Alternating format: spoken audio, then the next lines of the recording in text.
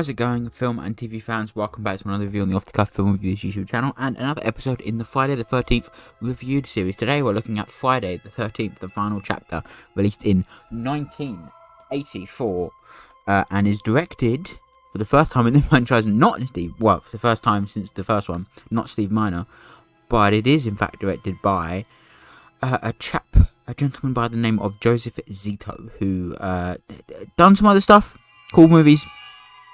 He's directed a few things, but yeah. And again, once again, like this entire franchise, with the exception of the reboot, scored by Harry Manfredini. So that's fun, and it's getting ear-piercing music. But this one, it isn't much better than the last one. In fact, I would say I prefer the last one, but this one's, you know, close-ish. But it's annoying because there's so many fucking characters in this stupid movie, and you get lost all the fucking time. But it's cool to see Jason in the hockey mask. And the kills are cool, I suppose, a lot of the time, and the setting is nice, I suppose, and it's really, really cool to see a Back to the Future by 1 year Crispin Glover in this movie. He's the best part of this movie because he's fucking awesome in every movie he's in, including this one. But it's just a movie, again, it's the same sleazy slasher bullshit that at this point in time when it came out, it's already dead in the water and about to hit its fade, you know, like Halloween in 78 started it, and sure, the first one of these was pretty big box office success, so was the second one, so was the last one, but it's getting old, and it's just like I said, the main issue is there's too many characters, too much going on, the dialogue felt like it's literally been switched between every single character like 4 or 5 times in the writing process, and a character has their own identity, which is really not fun for a movie like this. But just, it's what more is there to say than this is just a really poor effort from this franchise. But I will say the ending is cool, and I do like the higher idea of the child essentially becoming Jason after brutally murdering him.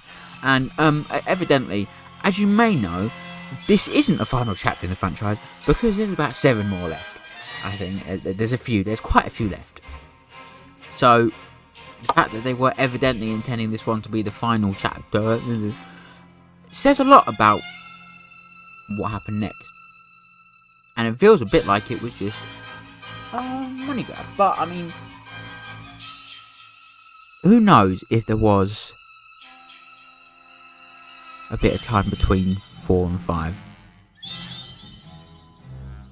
There was just a year between this film and the 5th film, which, I mean, that does say it all.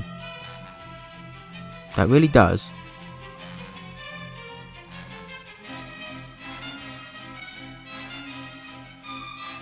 Doesn't it? And then 86 was part 6. Jesus Christ.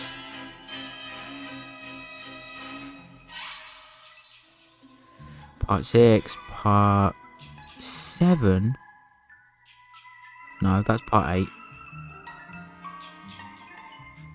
Part 7. Also, there was a bit of a gap between the 2 years. And again, it's funny that Friday parts.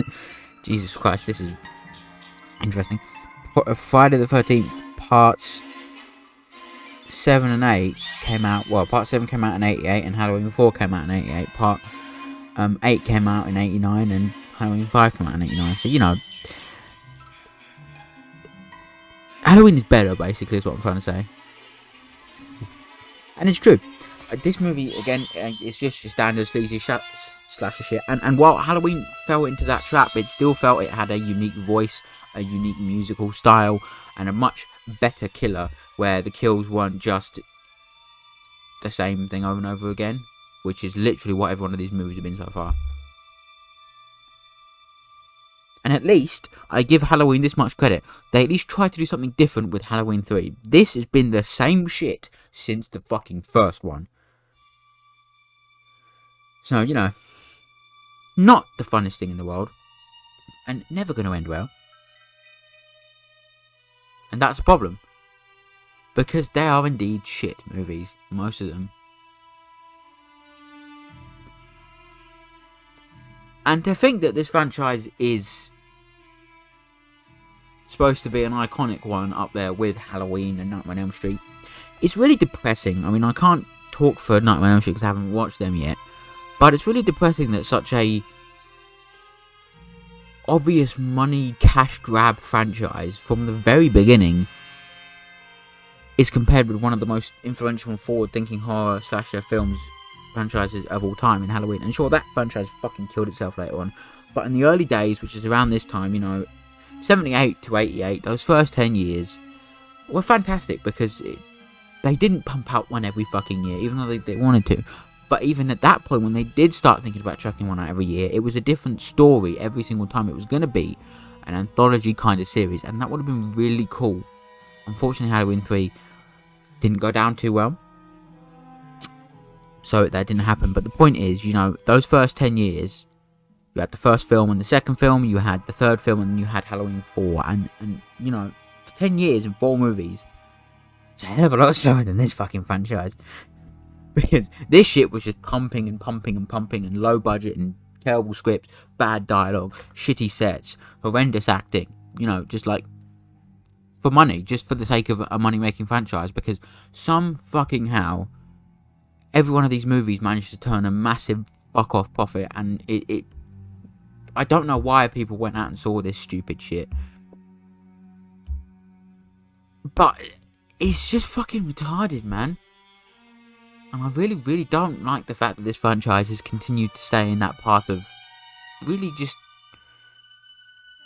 money instead of characters and forethought and actually wanting to make a good movie. It's just what's going to make us the most money. And that's sad, because that shouldn't be what you think about when it comes to a franchise, especially someone as iconic as Jason Voorhees as well. And the way the franchise would go a little later on, where the rights would be sold to a different company, but not the name, so they couldn't call the movie Friday the 13th. So that's why the last two before the reboot were called Jason Goes to Hell: The Final Friday and Jason X, because they couldn't call Jason Goes to Hell: The Final Friday the 13th because the word Friday the 13th had been trademarked and they didn't own it. So yeah, that's why you don't hear them in those two last ones. And it's still in a legal battle to this day, which is really sad, because this franchise has been dormant since that reboot all those years ago. And it's sad because it could be something better if they try, but all of this stupid shit behind it is... I have not enjoyed reviewing these movies, and I don't think I will continue to enjoy reviewing these movies. But nevertheless, it has to be done, because then I get to do different series like Nightmare on Elm Street, Hellraiser, and Child's Play, which I hope are better than these stupid fucking movies. Who knows? Anyway, thanks so much for watching my review of Friday the 13th, the final chapter, 1984. Evidently not the final chapter, as we will find out in the next review.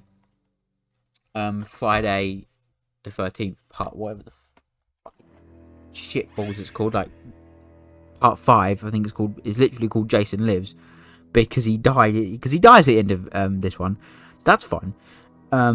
Yeah, Friday the 13th that's part 6. Part 5, A New Beginning, released in 1985. We're covering that one very soon. So thanks so much for watching, have a wonderful day, and bye bye for now.